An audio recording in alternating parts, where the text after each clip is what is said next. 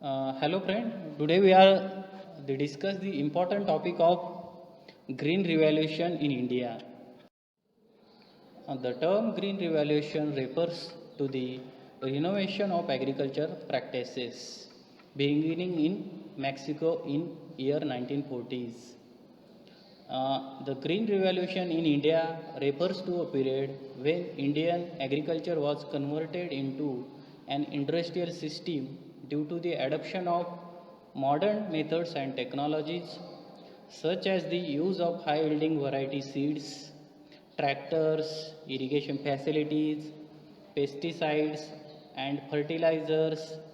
It was mainly founded by M.S. Swaminathan. The M.S. Swaminathan is the father of the Green Revolution. In Green Revolution,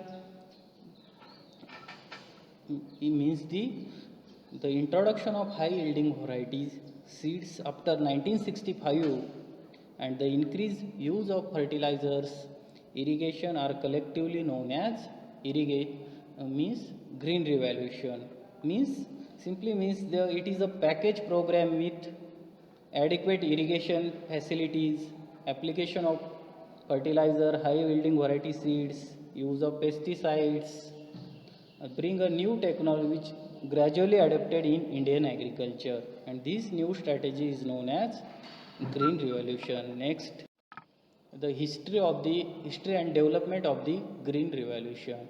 The beginning of the Green Revolution are often attributed to the great scientist Dr. Norm Borlaug, an American scientist interested in agriculture. In the 1940s, he began conducting research in Mexico and developed new disease resistant high yielding varieties of wheat. By combining Borlaug's wheat varieties with new mechanized agriculture technologies, Mexico was able to produce more wheat than was needed by its own citizens.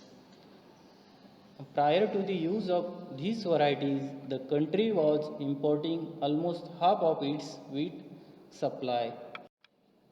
Due to the success of the Green Revolution in Mexico, its technology spread worldwide in 1950s and 1960s. The United States, for instance, imported about half of its in the 1940s, but after Green Revolution technology, it became self-sufficient in 1950s and become an exporter by the 1960s.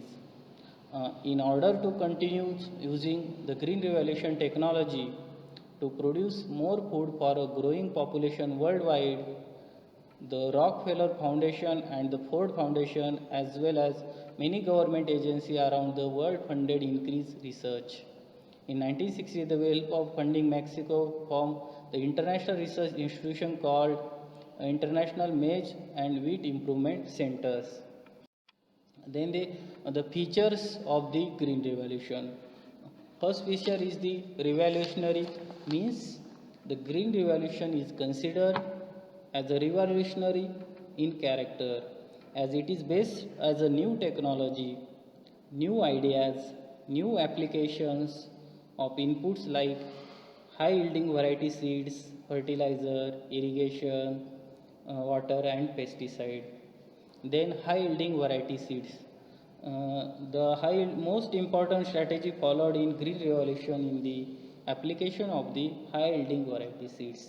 Most of these high yielding variety seeds are of dwarf varieties and mature in a shorter periods of a time and can be useful where sufficient and assured water supply is available.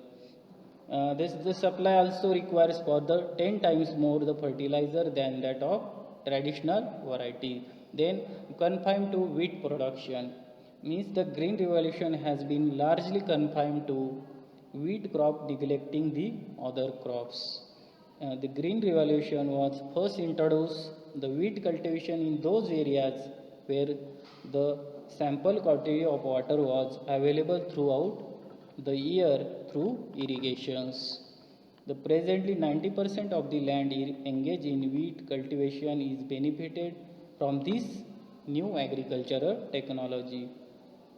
Then narrow spread means The area covered through Green Revolution was initially very narrow, as it was very much confined to Punjab, Haryana, and western Uttar Pradesh only. It is only in recent years that coverage of Green Revolution is gradually being extended to other states like West Bengal, Assam, Kerala, and other southern states.